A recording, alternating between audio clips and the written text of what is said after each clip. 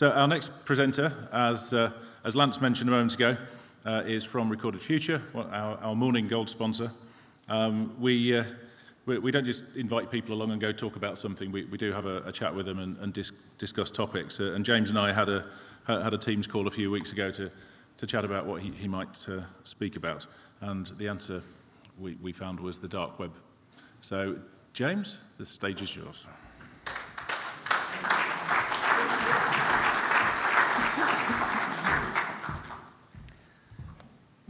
Great, thank you. Very warm welcome. Thank you all. Good morning. My name is James Mason. So I am an intelligence consultant with Recorded Future. I'm currently working on the public sector team, so working with some of our government teams that we work with. And today I want to talk a little bit around the dark web. So in a previous life, I started out as a dark web analyst. Again, I was working mostly with government law enforcement teams, trying to provide a bit of visibility into this space. So today, I wanted to look at some of the top threats, sort of what it is we're actually sort of looking at with the dark web, and what it is we need to be paying attention to. So, an overview. When I was putting these slides together, I got in touch with one of my colleagues on the research desk, and he said, whatever you do, do not start with that image of the iceberg. So I had to very quickly delete that image of the iceberg. I have improvised with an image of Tor instead, but it's still worth just sort of providing a bit of an overview of what it is we're actually talking about. There's lots of different definitions of the dark web. You're very unlikely to get the exact same definition from two different people.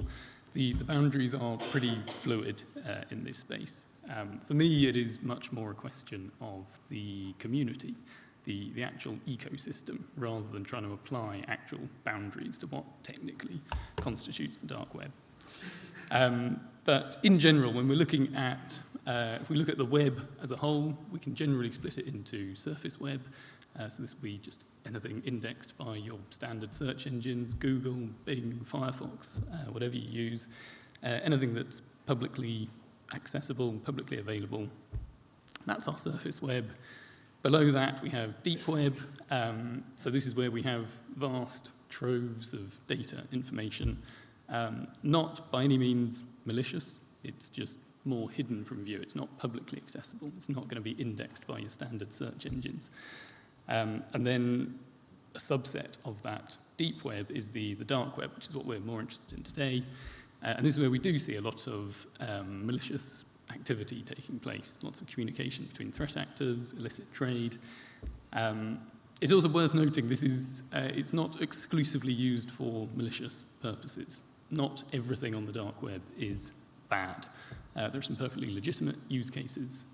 For example, journalists in oppressive regimes rely on the anonymity that is afforded by the dark web, particularly if you have governments who are closely monitoring internet traffic. So there are some perfectly legitimate use cases of the dark web. But that's not what we're interested in today. It is also worth noting that there is a colossal amount going on across this space, and the vast majority of it is of absolutely no interest whatsoever to us. So there's a lot going on. So I've got that image of Tor. This is the Onion router, the Tor browser. This is just a very simple browser, much simpler than many people would think. Anyone can actually download this browser. Works in much the same way as any other standard search engine you might use. But with any searches that are run, it bounces that internet traffic around many different relay nodes, which serves to anonymize that traffic, hence its popularity with the threat actor community. So yeah, Tor standing for the Onion router. This is not the only medium through which dark web activity is taking place. There are other areas. There's I2P, for example. But Tor is simple to use, and it is the most popular. This is certainly where we see most of the activity at the moment. So the evolution of the dark web. So I started looking at the dark web some years back, and I think what's particularly interesting for me is to see how this space has evolved in recent years. So I think in order to look at where we're at today and what we can expect going forward, I thought it'd be useful just to take a bit of a look back to where we were a few years ago. So we have here the Silk Road. I'm sure some of you will remember Silk Road. This was one of the very early marketplaces, so sort of the first of its kind. And this was set up back in 2011. And it enjoyed a couple of years of prosperity. It grew, it attracted some buyers, some sellers of illicit products, lots of illicit trade going on. So it grew over a couple of years until it was taken down by law enforcement in 2013. And I think the key point here is when it was taken down, that was very damaging for that community. They had just their single platform that they were operating on. There weren't loads of different areas for them to be communicating. So when Silk Road was taken down, this was a real problem for that dark web community. So everyone sort of scatters in different directions. And then in time, there were a few other forums, marketplaces around at the time, but one of the front runners that replaced Silk Road was Alphabay. So this was set up in 2015. And again, we see that similar sort of thing happening where we have all our vendors, all our buyers congregate onto one platform, all the activity taking place on one site. This is when I started as a dark web analyst. It was fantastic because I could just log into one platform and it was all there, made my life very easy. So it's all very centralized. Alphabay was then taken down as well in 2017, and we have that same thing again, where it's very damaging for that community. So the sort of scenario that we have previously are very centralized marketplaces, all the activity taking place on one platform. Largely speaking, everything's happening on Tor. There was some activity on some other sites as well, but Tor very much the sort of the core. Not that many people knew about it, so limited user base. We didn't have that many actors actually operating on these sites. And likewise, we have a limited number of vendors, limited demand, limited supply, and also the products as well. So these were a lot more straightforward, what we would see some years back. So, for example, if we look at sort of malware, you'd see some vendors who'd be selling actual source code for malware, but there wouldn't be that many buyers who would actually have the technical skill or knowledge to know what to do with that source code. So there weren't many sales being made. So it was all fairly small scale, and in terms of the actual threat to us, to organizations, that threat was much reduced. So moving on to where we are now, it's a very different landscape. So instead of these single centralized marketplaces, we have an absolute mass of different marketplaces where all of these actors are communicating, operating, trading. There's a real central idea of customization. So whereas previously everything was happening on single individual sites, these markets have become customized. So you'll have all of your carding takes place on the carding shops. You've got shops specifically dedicated to digital identities, credential sales. The marketplaces still exist for illicit products.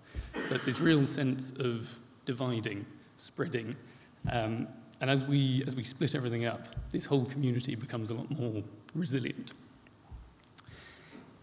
Tor and beyond, so we're moving, as I said, with shifting boundaries. We're not as limited to Tor as we used to be. For example, messaging platforms is an area that we would not traditionally consider part of the dark web, the likes of Telegram, Discord.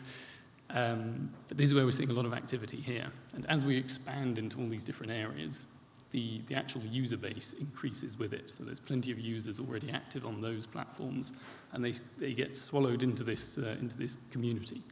So that community is ever growing. And as it grows, so too does the number of vendors. So a much sort of amplified threat than what we had previously. A really interesting angle is the professionalization of some of these sites as well. And I think you can see how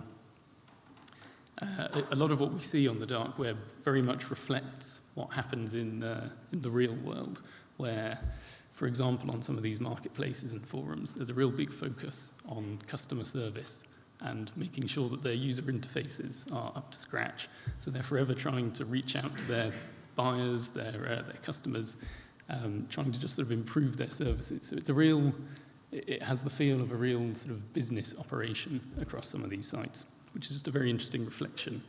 And they're forever trying to sort of make their businesses more professional. And as well as this, we have the products are forever updating. So the explosion of the as-a-service model. So whereas previously we had source code, which was being sold on a very small scale across some of these marketplaces, we've moved to much more of a cybercrime as a service model. Now this massively opens the floodgates to a whole wave of less skilled actors. So previously with source code, you'd have to be actually very skilled to be able to do something with that. Whereas with the as-a-service model, all of the ransomware affiliate schemes, you actually don't need any particular skill to be able to just distribute that ransomware to whatever your distribution base might be. And this, in terms of the threat to us, to organizations across all industries, this is where we see a huge amplification of that threat. So where are we at today? I think again, there's many different ways you could split this up. Lots of different ways to sort of carve up the dark web, but a very sort of high level and simple way to look at it is we've got the forums, marketplaces, shops, and messaging platforms. So the forums, this is the sort of I want to get to know you area. Marketplaces is I want to sell you something. The shops will be I want to sell you something at scale in a very streamlined fashion. And then messaging platforms is where, I really want to get to know you. I want to talk peer-to-peer, and maybe we can start to do some business together. So these are our sort of 4 areas that we've got. So if we jump into these in a little bit more detail. The forums, this can be split into the lower tier areas and then also some of the higher tier forums. So the low tier, this is it's very entry level stuff. This is where we get a lot of the noobs, as they call themselves. A lot of people trying to break into this space. I think what's interesting is there's a lot of knowledge sharing, and this is a real breeding ground for new actors who are coming into this space. So I've got the image there, Ultimate Malware Spreading eBook. In terms of the actual real threat to everyone in this room, that's a very low threat to all of us, is a malware spreading ebook with some free resources. But what is interesting is that just to understand how these entry-level, low-level forums operate is really a knowledge sharing. It's where a lot of actors are building their reputation. Lots of freebies shared around, and a lot of communication taking place in these low-tier forums. And then as we move into the higher tier, this is where we see some more sort of direct threats which start to emanate from these higher tier forums. This is where we have some of the more, if you can use the word, reputable vendors, not really appropriate for cybercrime activity, but these are more of the credible vendors who actually have some more sort of credible wares to sell. One of the big threats coming out of these forums at the moment are the access sales. We have the initial access brokers. And these are the guys who are getting a foothold into organizations. And rather than actually acting on that access themselves, trying to launch malware campaigns themselves, they're leaving that to other actors who are more specialized at that. They've commoditized what they do well. And again, this shows how the dark web community is really working together. They're splitting, they're sort of segregating their duties. So you'll have your actors who are good at getting that initial compromise. And they've commoditized it. Makes it very easy for other actors to come in, buy up that access, and they can do exactly as they wish with that. So that's certainly one of the key threats coming out of these higher tier forums at the moment. And you can see with the image there, this is just one of the access sale examples. And I think what's key to note is that this doesn't mention the actual organization that is being targeted. So in terms of monitoring for this threat, it is a lot harder than it used to be. And again, this shows how the dark web community is reacting, and they are always adapting. So previously, they'd very happily say which organizations they're targeting, where they're selling access, which made it very easy for us to go in, identify the problem, and we could take action to mitigate against it. So the dark web community has learnt. They no longer do that, so they do things a little differently. So it just shows how this community is continually updating their methods. A lot of these forums are quite hard to get into. A lot of them will be invite-only. And we also see a lot of the ransomware as a service affiliate schemes being advertised across them. And then some of the marketplaces. So I've included this image just to give an idea of what some of these marketplaces actually look like. So this is Hydra, one of the Russian marketplaces. This was one of the longest standing dark web markets, which was taken down last year before last. So you can see that these marketplaces are a very similar layout to any standard retail site that you might use. You've got your shopping trolley up at the top. You've got your little message box for any notifications you've received, credit up in the top right corner.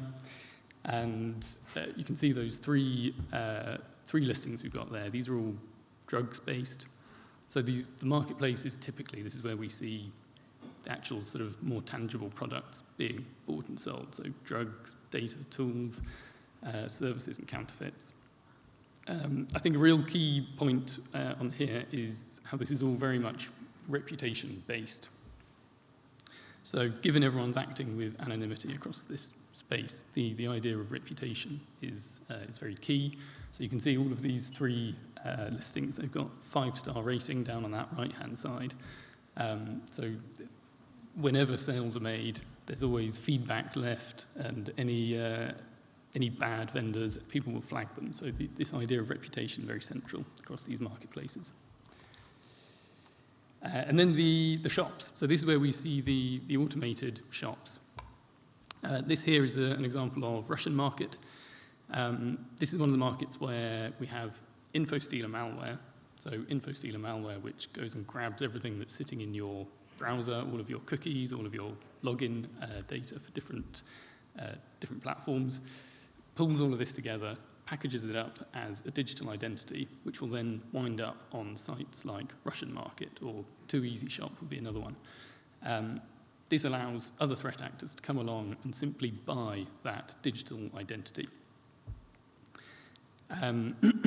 So this is, this can be a real big threat. And I think the real interest here is understanding which threat actors could actually be making use of some of these sales.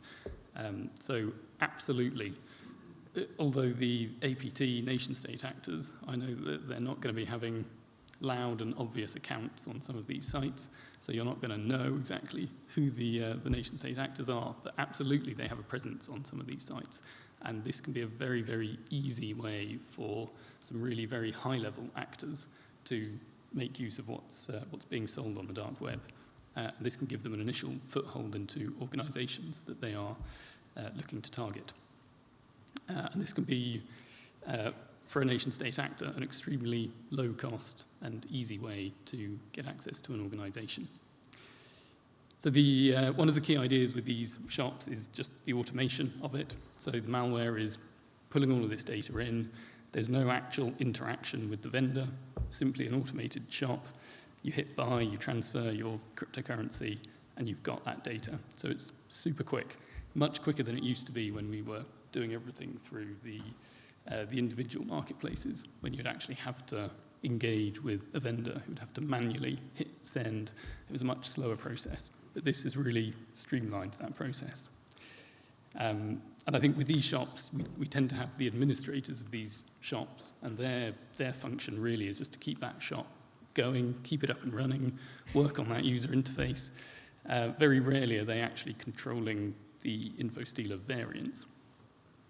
So you'll have other actors who are actually continually updating which InfoStealer malware are feeding into this. So we've always got an updated list of the latest variants coming into these sites. So the data is generally pretty fresh on here. And then lastly, we have the messaging platforms. So again, traditionally not what we would consider dark web, but absolutely this is where we see a lot of that dark web community, actors who were previously on some of the marketplaces. This is really where they've spilled over out of Tor onto some of these messaging platforms. So Telegram, Discord, Wickr, it's the logo for Telegram there. There are many others, some of them more well-known, some of them less well-known. And you've got on here, you've got the complete spectrum of some very open public channels where threat actors are engaging with huge audiences of thousands, hundreds of thousands of people who are all sort of sitting together in one channel, but also right the way through to peer-to-peer communication. And you can always set the security controls within each of these channels so they can be very, very sort of closely guarded. So getting visibility into some of these channels can be extremely difficult, but certainly it's a real hub of communication. And as we spread away from Tor, move away from those traditional boundaries of the dark web, that user base continues to increase. So what can we expect going forward? So cybercrime gangs now deploying ransomware within 24 hours of hacking victims. This was a recent headline I wanted to include, mainly just to show how this is a community which is very adaptive. They are highly responsive to moves that we make on the defender side, and they're forever updating their processes. They're forever getting quicker, better, stronger. So previously with ransomware, there'd usually be a lag time of several days between the actual initial compromise into an organization and the actual deployment of ransomware infection. But they're just cutting this time down, having seen the trends where we're able to actually step in that lag time.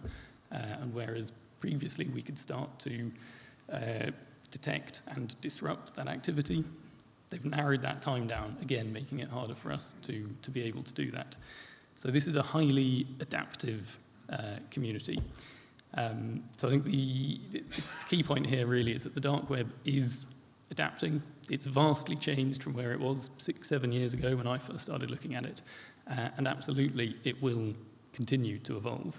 So I think to understand that threat landscape, to understand what is being sold, where it's being sold, how it's being sold, and how that communication process is taking place. This is what gives us the opportunity to have a more intelligence-driven approach to getting visibility into this space.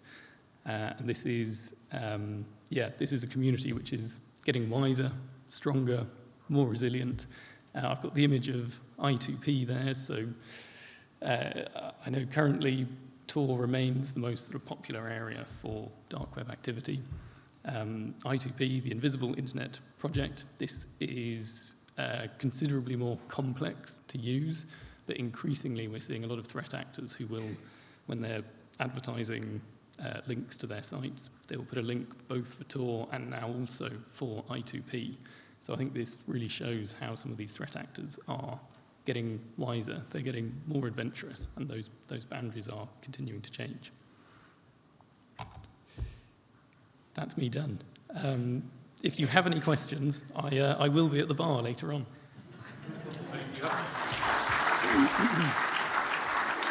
Thank you, James.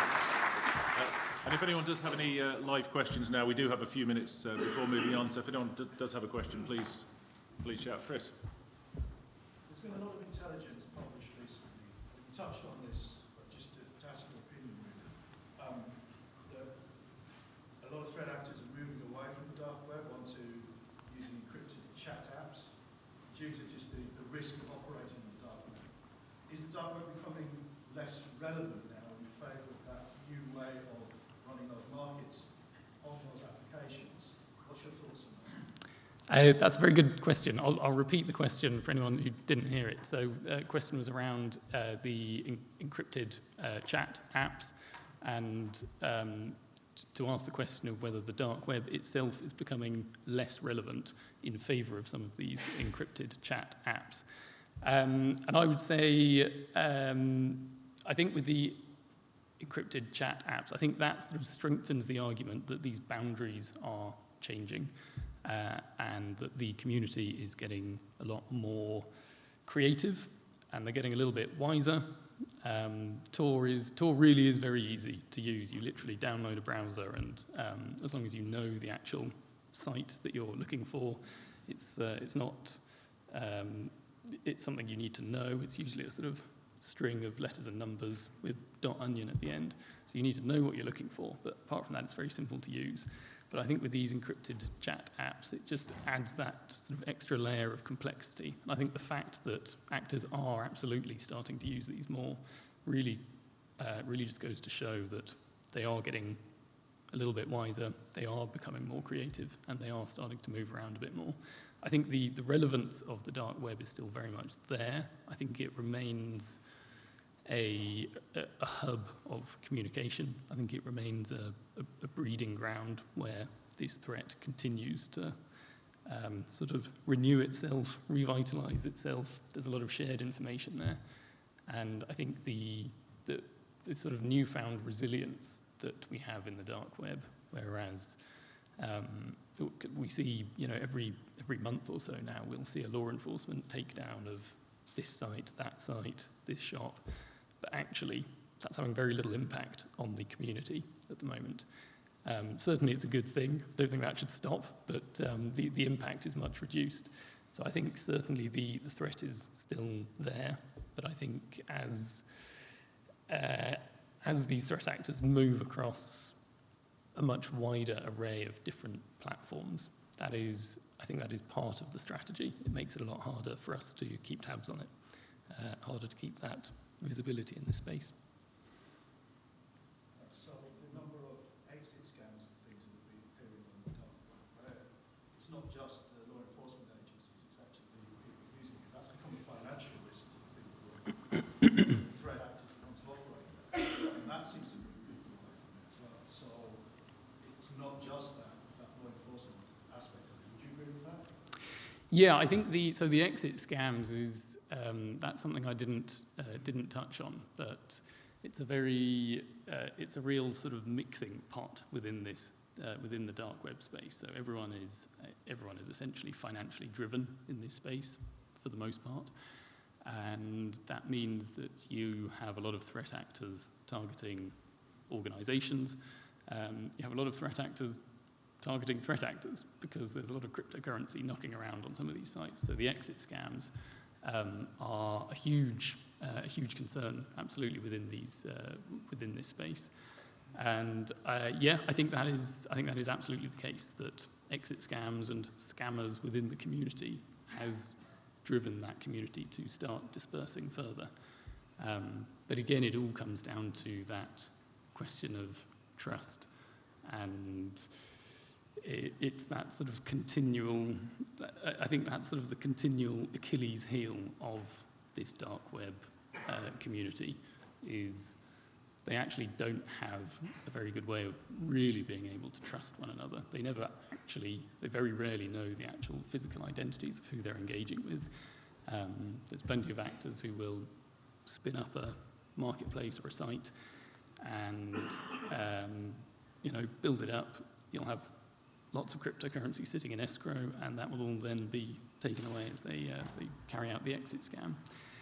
So I think that absolutely feeds into the that sort of fear, uncertainty, doubt within the community of those exit scams. I think we've got time for one more, Andre. Yeah, I was going to say, to add a little bit to that, I saw an awful lot of comments on the dark web about a lot of exit nodes, a lot of